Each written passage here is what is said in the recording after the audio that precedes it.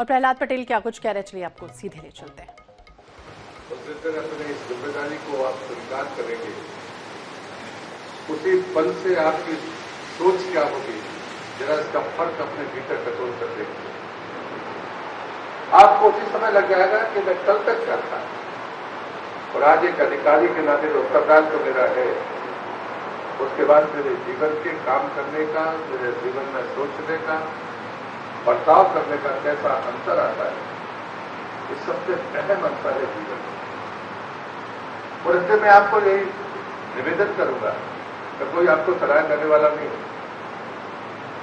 मैं सिर्फ इतना कहूंगा कि 75 साल की इस आजादी में जिन लोगों ने आजादी के समय प्रशासनिक सेवाएं दी हैं, उनके काम करने के तरीके को देखिए। फिर लगभग 2 दशक बाद एक पीढ़ी बदलता दौर होता है, और उसके बाद जो लोग प्रशासनिक सेवा में आए हैं, आप उनके कामकाज के तरीके को देखिए। पर उसके 20 साल बाद फिर जो लोग आए हैं, कहते हैं बीच में एक पीढ़ी बदल जाती है, आप उनके कामकाज को देखिए। और अभी वर्तमान में जब देश की आजादी के 75 वर्ष कर रहे हैं, उस समय जो लोग जिम्मेदारियां स्वीकार कर रहे हैं, उनके काम करने के तरीके को देखिए। मैं ये कालखंड इसलिए कह रहा हूं, आप इतिहास पढ़ें, आप भूगोल के परिवर्तनों को देखें, आप मनुष्य के परिवर्तनों को देखें। जब लोग भाषण करते हैं और जब कभी आप भी जीते की तरफ जाते होंगे, और जब आप शताब्दियों का मूल्यांकन करते हैं, तो आप महसूस करते हैं कि पहले कभी ऐसी भी शताब्दी थी जहां सभी की सामर्थ्य दुनिया में राज करने का मौका देती थी। बाद की शताब्दी आई तो जहां जो धन की ताकत थी, उसने इस दुनिया पर राज किया। पिछली शताब्दी ज्ञान की शताब्दी, जो शताब्दी में रहे खाली उनने नहीं पहचाना। अभी 11 तारीख निकली है महात्मा फुले की जयंती। 196 साल वर्ष पहले वो पैदा हुए, लेकिन ज्ञान की सामर्थ्य को तब समझ लिया था, तब कोई शायद कल्पना नहीं कर सकता। ये बात मैं जानबूझ कर कह रहा हूं कि कोई आदमी 200 साल पहले ज्ञान की ताकत को समझ लेगा और उसकी अगली शताब्दी ज्ञान की शताब्दी हो जाए, तो कोई साधारण आदमी नहीं हो सकता। आप में से भी कोई ऐसा सोच सकता है, क्योंकि ये परिवर्तन उतने धीमे नहीं चल रहे। ये जो शताब्दी है, तकनीक की शताब्दी, और इसलिए मेरी आपसे प्रार्थना हो कि अब बदलाव दशकों में नहीं होंगे, अब बदलाव वर्षों में होंगे। और इसलिए आपने अपने आप को अपडेट नहीं किया, तो आप उसी तरह शायद अपनी बातों को कहेंगे जैसे एक मोबाइल कंपनी का, मैं नाम नहीं ले रहा हूं, लेकिन आप अच्छी तरह से समझ जाएंगे। एक बड़ी नामी गिरामी मोबाइल कंपनी थी जो सबसे पहले आई, उसने पूरी दुनिया में राज किया, और अचानक 18 महीने के भीतर उसका सारा बाजार खत्म हो गया। जब कहते उसका मालिक आया तो प्रेस में उसने इतना ही कहा, मैंने दुनिया में राज किया, बहुत पैसा कमाया, लेकिन अचानक मैं खत्म हो गया क्योंकि मैंने तकनीक के परिवर्तन पर ध्यान नहीं दिया। मुझे लगता है मित्रों, ये बात आपको दिमाग पर जहन में होनी चाहिए। जीवन में मोटिवेशन बड़ी चीज होती है। आप पैदल चलते हो, मोटिवेशन चाहिए। आप पढ़ते हो, मोटिवेशन चाहिए। आपके बर्ताव को आपको संयत रखना है, मोटिवेशन चाहिए। आपको अपनी जिम्मेदारी में ऑपरेशंस करने हैं, आपको मोटिवेशन चाहिए। और जब इतनी तेजी के साथ परिवर्तन हो रहे हो, तो मैं समझता हूं कि मोटिवेशन के बगैर और परिवर्तन को स्वीकार किए बगैर आप ज्यादा दूर की ऊंचाई या कर नहीं सकते। अन्यथा अगर यही तरीका होगा जो मैंने कहा था कि कुछ लोगों को लगता होगा कि मैंने अपने जीवन का उद्देश्य प्राप्त कर लिया, क्योंकि मुझे नौकरी मिल गई है, अब पूरी जिंदगी उसी नौकरी के सहारे व्यवस्थित जीवन जीऊंगा और अपना जीवन पूरा कर दूंगा, बच्चों के बारे में सोचूंगा, तो ये काकस पुराना है। हम एक कंफर्ट जोन अपने अगर चारों तरफ बनाते हैं, तो हम इतिहास के हिस्से नहीं बन सकते। इतिहास वो लोग बनाते हैं जो लीग से हटकर कुछ करते हैं। आज प्रधानमंत्री की अपेक्षा सिर्फ इतनी ही है, वो बार बार इस देश में चाहे कोई भी व्यक्ति हो, चाहे वो एक श्रम करने वाला हो और चाहे वो शासन और प्रशासन का हिस्सेदार हो, उसमें हम लोग भी आते हैं। वो अपेक्षा ये करते हैं कि देश को आप किस गति से देखना चाहते हैं। दुनिया के बदलते परिदृश्य में भारत कहां पर खड़ा है। और मेरे युवा साथी चलने के लिए संकल्पित होकर आज यहां उपस्थित हैं।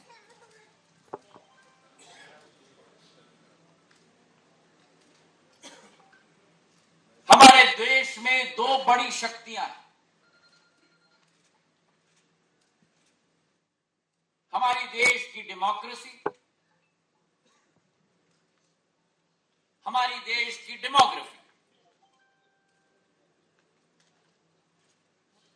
हमारी देश की जनतंत्र, लोकतंत्र और हमारी देश की जनसंख्या। और इन दोनों शक्तियों ने जो इस देश की नींव बन 10 लीटर हो गए। और आने वाले 25 साल में जब आपका जीवन चरम पर होगा, जब जिम्मेदारी आपके कंधों पर होगी, तब ये घटकर 10,000 से 1100 लीटर बचेगा। आज पानी की खपत 55 लीटर में एक व्यक्ति की पूरी हो जाती है, लेकिन शहर में नहीं होती। शहर में 100 लीटर से ज्यादा पानी दिया जाता है। महाराष्ट्र का एक शहर ऐसा है जहां पर 212 लीटर पानी एक व्यक्ति को दिया जाता है। हम सब का अनुमान है तब तक व्यक्ति की पर व्यक्ति पानी की खपत 100 लीटर हो जाएगी। मैं आपसे पूछता हूं, आपके बच्चे क्या प्रसार हो सकते हैं? मेरा जीवन जैसा हो उससे बेहतर अगर हमें करना है तो हमें नए सिरे से विचार करना पड़ेगा। ये बात मैं इसलिए कह रहा हूं कि आप सभी विभागों के सफल अभ्यर्थी हैं यहाँ जो बैठे हैं, जिनको आगे अपनी जिम्मेदारियां संभाल कर आगे जाना है।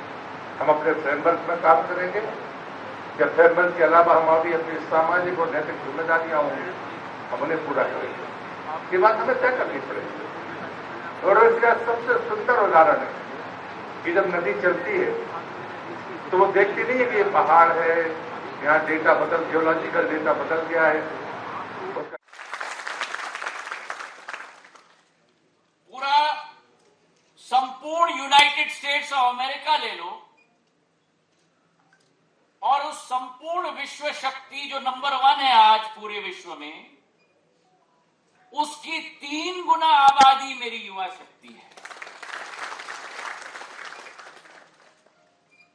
आज विश्व में जमाना आया है कि परिवर्तन अगर किसी के हाथ में, नई सोच विचारधारा किसी के हाथ में, नया आविष्कार करने की संभावना अगर किसी के हाथ में, तो वो मेरे युवाओं के हाथ में। और इसी क्षमता को पहचानते हुए, इसी क्षमता को मानते हुए प्रधानमंत्री नरेंद्र मोदी जी ने जब आत्मनिर्भर भारत का निर्माण का संकल्प लिया तो प्रथम पंक्ति में इस देश के युवाओं को रखने का संकल्प लिया।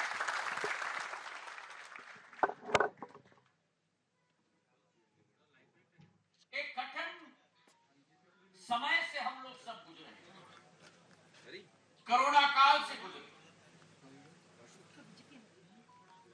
जिस कोरोना काल में कई लोग हमसे बिछड़ गए, एक ऐसा विश्व स्तर का प्रकोप जो विश्व ने 100 साल में नहीं देखा। लेकिन उस वातावरण में आप और हम सौभाग्यशाली हैं कि ऐसा नेतृत्व उस संकट के समय में, काले बादल के समय में, आपके आशीर्वाद से, आपके प्रेम से इस भारत को मिला। प्रधानमंत्री नरेंद्र मोदी जी के नेतृत्व में, जिस नेतृत्व ने एक चुनौती को अवसर में बदल के रख दिया। और विज्ञान के क्षेत्र में, मनोविज्ञान के क्षेत्र में, जिस भारत में कभी भी वैक्सीन का आविष्कार नहीं हुआ, देश विदेश से हम लोगों को आयात करना पड़ता था, उसी भारत में बैठे होंगे। मैं भी अपने आप को निम्न मध्यवर्गीय व्यक्ति मानता हूँ, मैं उच्च मध्यवर्गीय व्यक्ति भी अपने आप को नहीं मानता, लेकिन गर्व मुझे इस बात का है कि मेरे पिता कहते थे बचपन में, पूत सपूत तो क्या कर सकते हैं और पूत सपूत तो क्या कर सकते हैं। और वो साथ कहते थे कि जब तक मैं जिंदा हूं मेरी पैतृक संपत्ति को गलत रास्ते पर नहीं ले जाया जा सकता, और कुछ नहीं करोगे तो जिंदगी भर 2 टाइम की रोटी खिलाने का मैं तुम्हें काम करूंगा, इसके अलावा मुझे कुछ कहते नहीं थे। और ये चीजें कोई पहली बार आप नहीं सुन रहे होंगे, आपने पहले भी सुनी होगी, लेकिन जिस दौर में मैं आपसे ये बात कर रहा हूं उस दौर में आज आपके जीवन का पहला कदम है अपने कर्तव्य पर रखने का। आज तो सोचिए जरूर, मैं तो कहने का हकदार हूं, और इसलिए कि मेरे एक मित्र ने, स्वर्गीय मित्र थे, मेरे कॉलेज में मेरे साथ पढ़ते थे, दुर्घटना में नहीं रहे, उन्होंने पत्र लिखा, पत्र में बहुत सारी चीजें लिखी थी, लेकिन एक बात है जो शायद आपके लिए सामायिक हो सकती है। उन्होंने कहा कि हमें भविष्य के बारे में विचार करना चाहिए, क्योंकि हमें सारी जिंदगी भविष्य में गुजारनी है।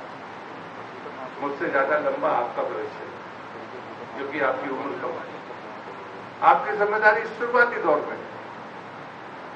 जैसे बहुत सारे लोग होंगे जिनकी उम्र 28 साढ़े 28 साल होगी, उधर में मैं संसद में पहुंच गया था।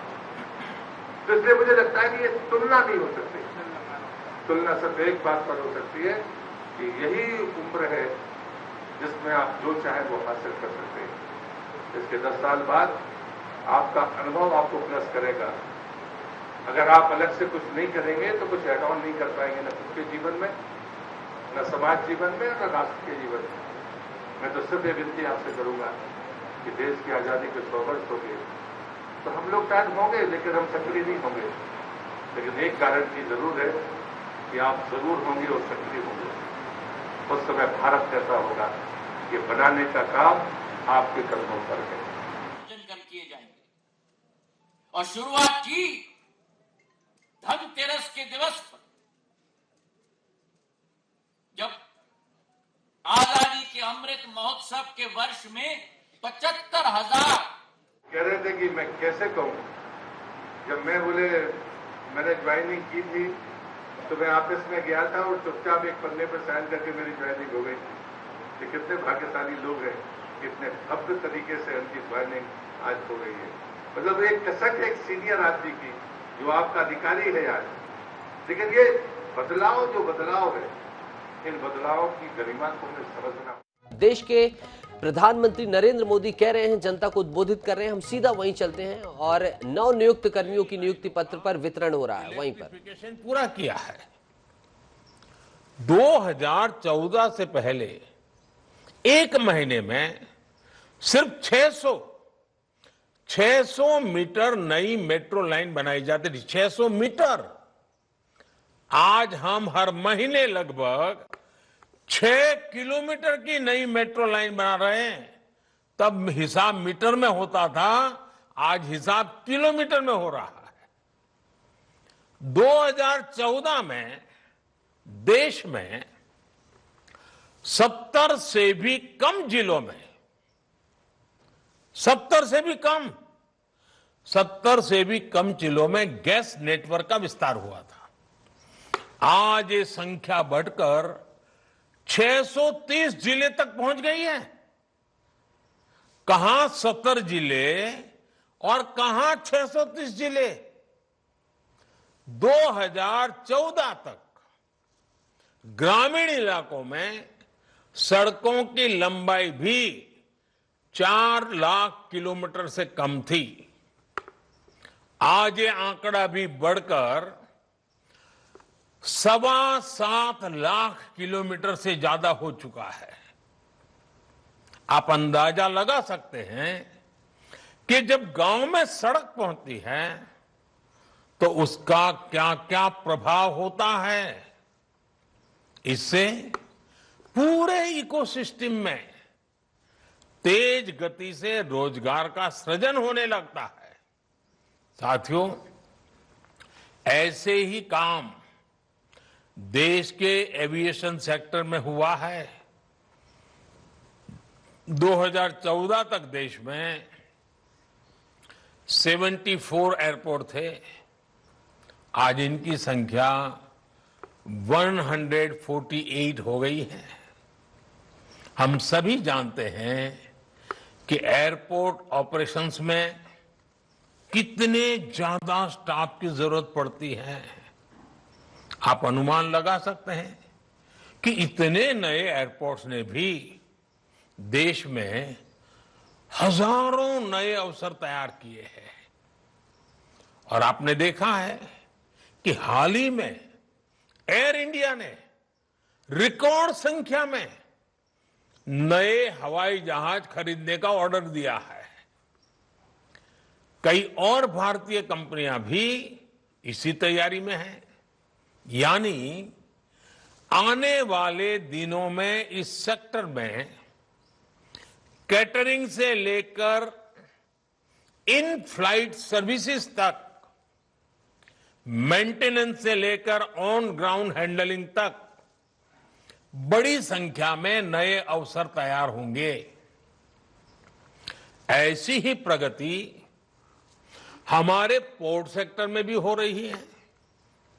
समुद्री तट का जो विकास हो रहा है, हमारे पोर्ट्स जो डेवलप हो रहे हैं, आज हमारे पोर्ट्स पर पहले की तुलना में कार्गो हैंडलिंग 2 गुनी हो चुकी है और इसमें लगने वाला समय अब आधा रह गया है। इस बड़े बदलाव ने पोर्ट सेक्टर में भी बड़ी तादाद में नए अवसर तैयार किए हैं। साथियों, देश का हेल्थ सेक्टर भी एम्प्लॉयमेंट जनरेशन का बेहतरीन उदाहरण बन रहा है।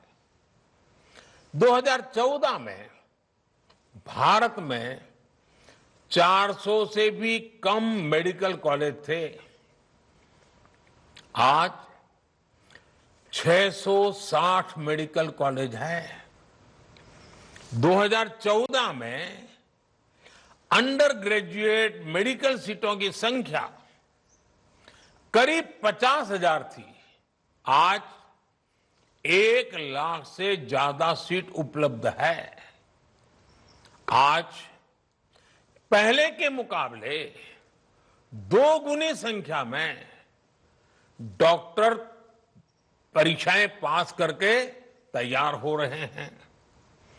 आयुष्मान भारत योजना की वजह से देश में अनेकों नए अस्पताल और क्लिनिक बने हैं। यानी इंफ्रास्ट्रक्चर का हर प्रोजेक्ट रोजगार और स्वरोजगार उसमें बढ़ोतरी सुनिश्चित कर रहा है। साथियों, ग्रामीण अर्थव्यवस्था को गति देने के लिए सरकार जो एफपीओस बना रही है, सेल्फ हेल्प ग्रुप्स को लाखों करोड़ों की मदद दे रही है, स्टोरेज कैपेसिटी का विस्तार कर रही है, उससे गांव के युवाओं के लिए अपने गांव में ही रोजगार के अवसर बन रहे हैं।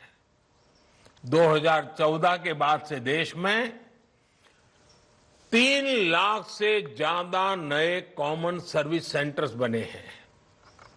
2014 के बाद से देश के गांवों में 6 लाख किलोमीटर से ज्यादा ऑप्टिकल फाइबर बिछाया गया है।